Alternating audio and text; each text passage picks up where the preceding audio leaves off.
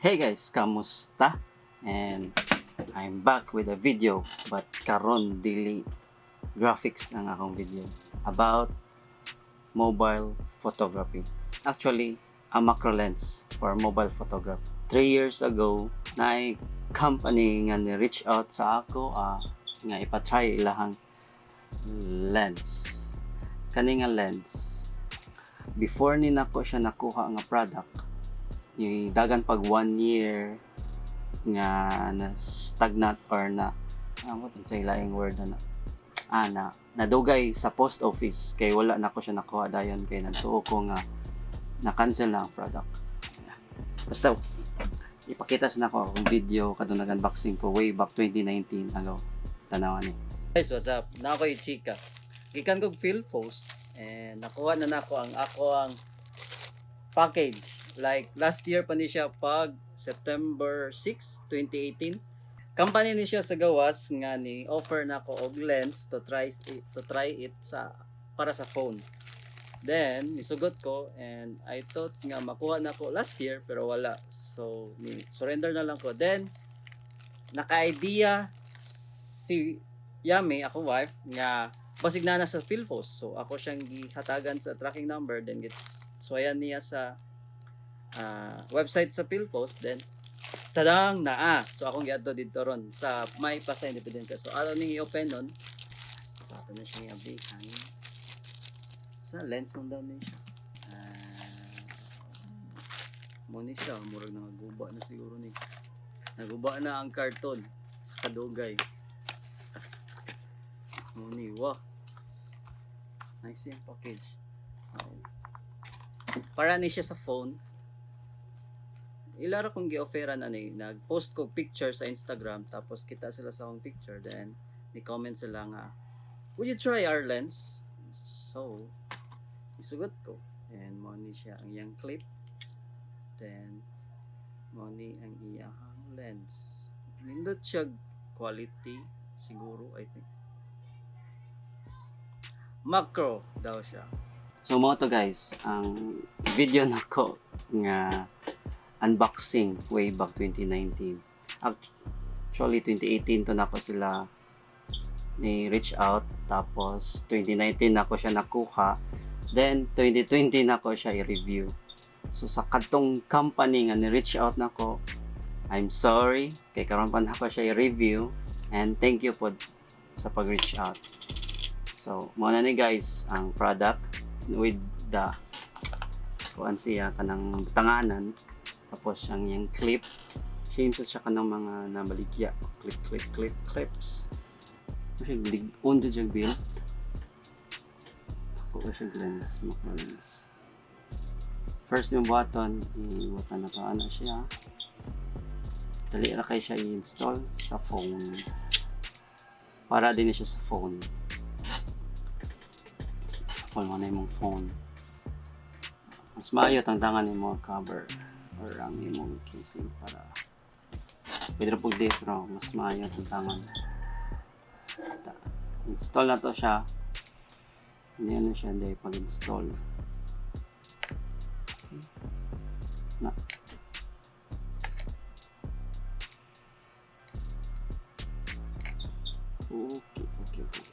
okay kana mo niyang forma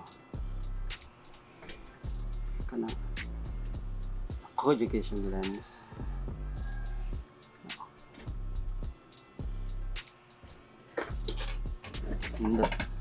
So ganyan guys, so testingan na to na ako yung mga products or na ako yung mga gamit diri nga pwede na to siya testingan kung na to before and after na siya lens and wa siya lens.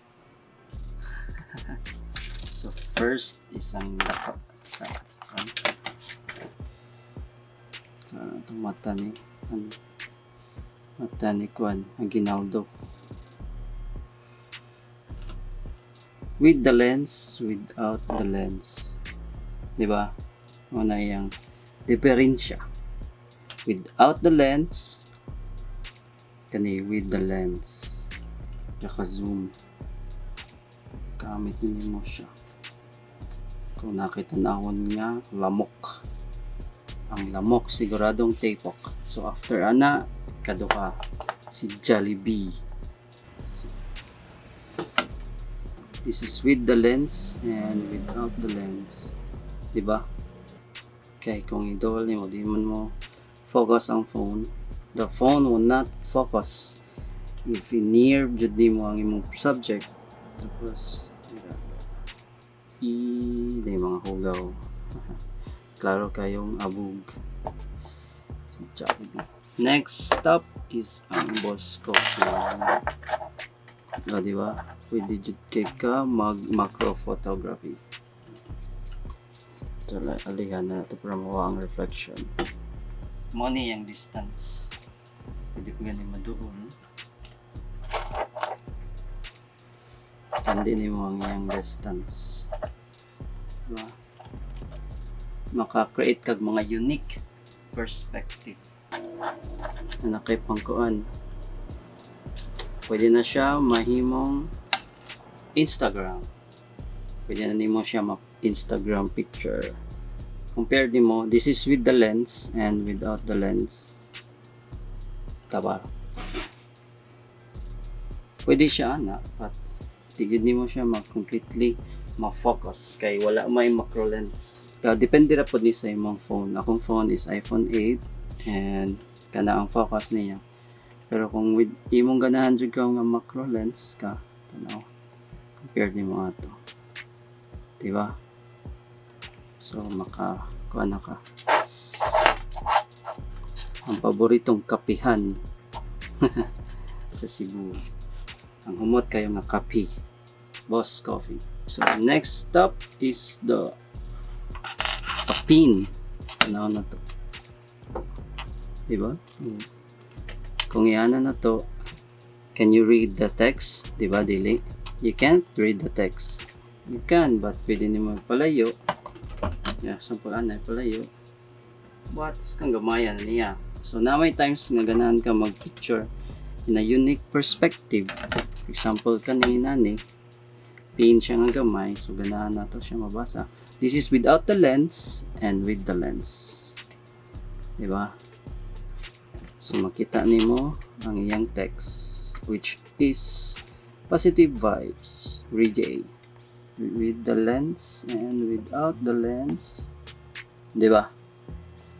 Di jud ka macro photography sa imong phone. Na, kaya mo siya ma-Instagram. Oh, diba? Nice. So next stop is nawagan ni. Sali siya kang gamay.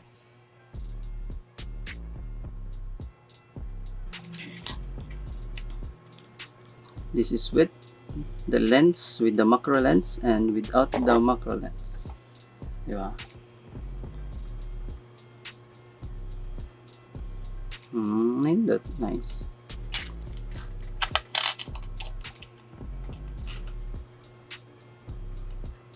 So, mao to guys ang akong pag-try sa kaninga product.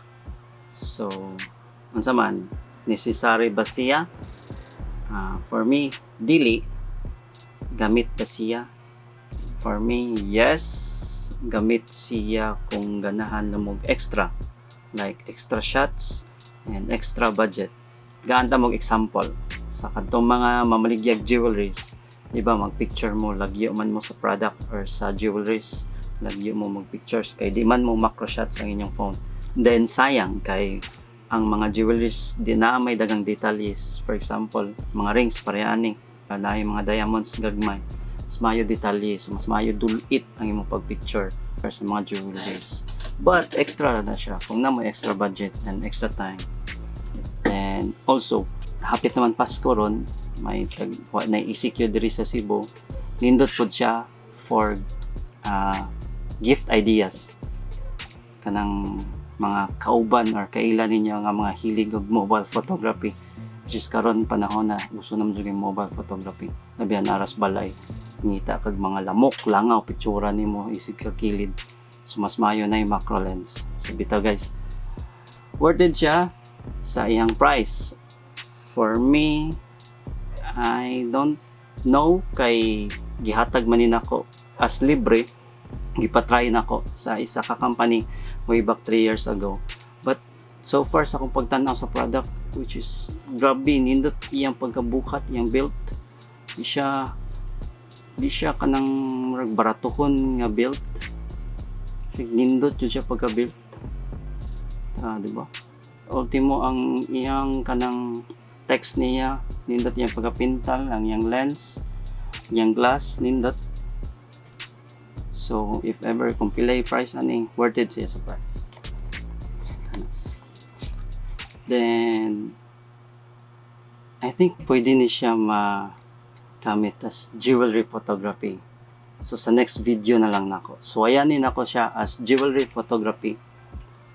Nga, ang saon nato pag photograph sa jewelries. Kada akong gihatag nga example. So, sa next video na lang na siya. So, that's it. I guess nakita na ako tanan ang iyang unsa ba siya gamit ani ang iyang review and mga samples. So salamat guys sa pagtan-aw sa video and amping kanunay and hopefully makabangon ang tanang Pilipino labinan sa kadtong nasalanta sa bagyo.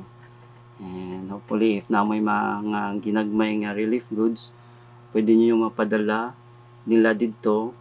Actually, na ako'y gi-post sa akong Facebook account nga more KD Logistics man siguro ni sila nga company o more siya forwarding company. Then ni post sila nga pwede mo makapadala sa inyong mga relief goods through nila kay na sila yung container van nga ipadala dito sa Manila tapos i-appeal na lang po ang mga relief goods gikan nato diri sa Cebu kay sa Cebu man siya nga company. So better check their page. Ako na lang po ibutang sa description. And mas maayo, we always help those in need. So take care always guys and salamat sa pagtanaw sa kaninga video and hopefully mo subscribe mo mga Bisaya. So that's it guys. Again, balik-balik lang ko. Thank you for watching. And amping kanunay.